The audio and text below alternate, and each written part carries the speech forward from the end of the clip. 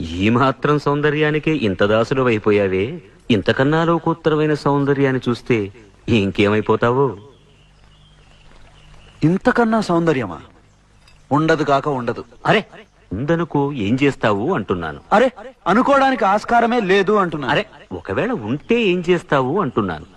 ఇంతకన్నా ఆనందప్రదమై, ఆద్యంత రహితమై, అనంతమై, నా హృదయమంతా నిండి నన్ను తనలో నింపుకునే సౌందర్యమై ఉంటే అరే ఉండదయ్యా స్వామి. అరే ఉంటే ఏం చేస్తావయ్యా? ఆ సౌందర్యానికే దాసోహం అంటాను. అయితేరా చూపిస్తాను. పద చూస్తాను.